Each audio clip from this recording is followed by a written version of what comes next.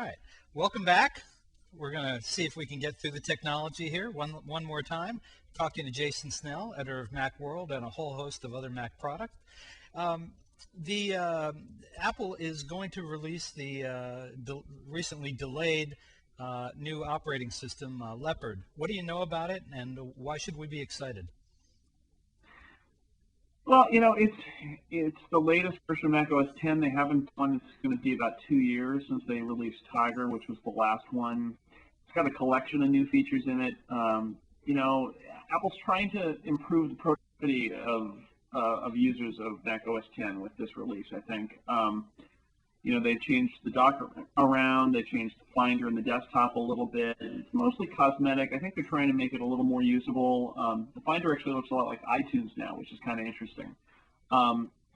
It's an interesting idea. They're trying to be more unified in the way they approach their interface, which is good because they kind of in the last couple of years we've seen them doing a lot of experimentation, which means that different apps have looked different, and it looks like they finally sort of settled on the look that they want. So that should be easier for people just because intuitively, if every window looks the same, you should know theoretically how to use it.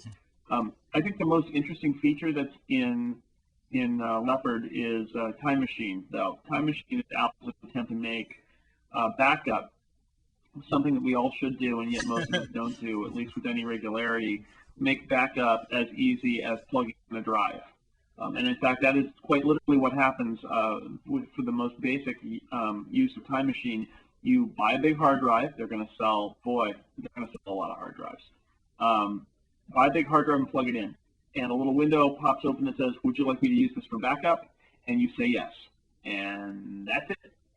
You can configure it later if you want, but that's it, and it'll work. And it's pretty impressive, and you can roll back to old versions if you accidentally did something or change something in a document. It's got this kind of wacky, spacey interface where you zoom back in time and pick out an old version and then bring it back into the present. But, it looks like it works, and we'll have to see with the final version. But I'm excited about that because I just think there's so much valuable data that we have, our personal stuff, photos, things like that. And who hasn't changed something in a document and then wished they hadn't pressed save, or deleted something and then wished that they hadn't deleted it? And with Time Machine, all of that is gone because it's there. And if your hard drive dies, you press a few buttons and it restores your data to a new drive. So that's the one that I'm probably the most excited about, that feature. Is there a new version of Safari coming? Yeah, Safari 3 is coming. It's actually available now as a public beta for Mac and for Windows. And that's also the version that'll be there on Leopard. But you will be able to use it on the current version of Mac OS 10 as well, and there's a beta for that. And that's, it's got some interesting new features. It's been updated to work with more websites. It's not a dramatic change for Safari, but there is some new stuff in there. And I'm using the beta, and it generally is pretty stable and works pretty well. I was disappointed that they didn't update or upgrade Safari sooner. I liked it at first, but then I found Firefox, which I was resistant to use. I just found it easier to use and I don't know, smoother. And I kept thinking somewhere in between major releases that Apple would upgrade or update Safari, but didn't. Firefox keeps getting better, and it exposes one of the issues with Apple software development, which is Apple likes to do these big monolithic releases. And Apple is a relatively small company with a limited number of developers, and I think that plays into it too. And Firefox has been this relentlessly improving product. The first version, it wasn't great. I tried it out. I didn't like it, but it keeps getting better, and there are plug-in opportunities it's got a built-in plug-in system, which Apple's Safari, there are sort of plugins, but you kind of got to hack it in order to do it. And you see that, though, with a lot of Apple's products. iLife is a good example where, the products are innovative, but the innovation that happens is in these monolithic releases every year or two, and then in between, there's not a whole lot that happens with the product. You feel as if it's not even being worked on, and bugs don't get fixed, and it's problematic. I mean, iMovie is a great product. I recommend it to a lot of people, but the fact is, it's had bugs in it for years now that never seem to get fixed. And I think there's some structural issues now that have to do with the fact that they do have to do all this stuff themselves, they feel like, Apple has to write iMovie, Apple has to write iPhoto, Apple has to do all this stuff. That's great, but they aren't that huge a company. And I think what ends up happening is you end up making these big splashes with these big product launches, and then they got to move on to the next thing, and the other products might not get the attention for a while. And then later, a year down the road, 2 years down the road, they get some attention again, they get some love, and then the circle to move on to the next town.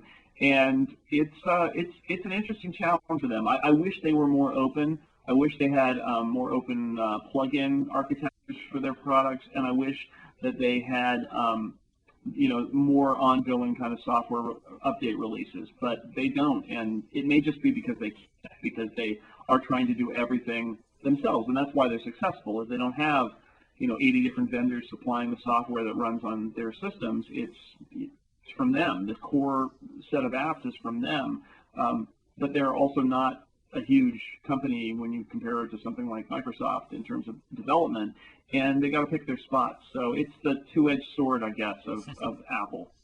How does Macworld and all of its universe of editorial product, how do you maintain editorial independence from Apple when you're so reliant on them for products and other things, information about Macs? I mean, it's right in the title, Macworld.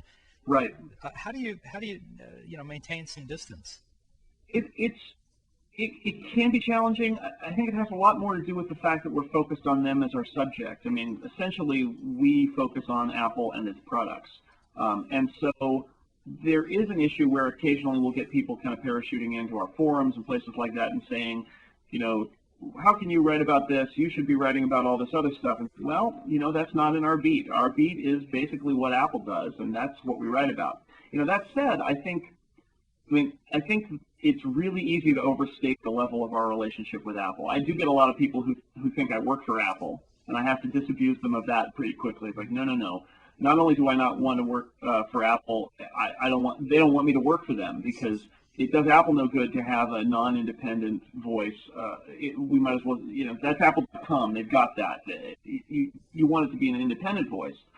But, you said things like rely on them for products. We rely on them for products in the sense that if they don't release products, we have nothing to cover.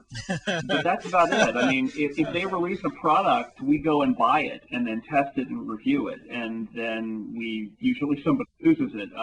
The Mac I'm talking to you now, I mean, when those systems came out, we bought them all and we tested them, and then it kind of got rolled out to members of the staff eventually. But we do get some products from them on loan. They don't give them to us, but usually we end up going and buying them, because by the time we get the loaner, it's been 2 weeks, and we could have just gone to the Apple store and picked it up on the day of. And so, the level of reliance on Apple, I mean, we could have no relationship with Apple at all, where they didn't even know it existed, and we could still do our jobs.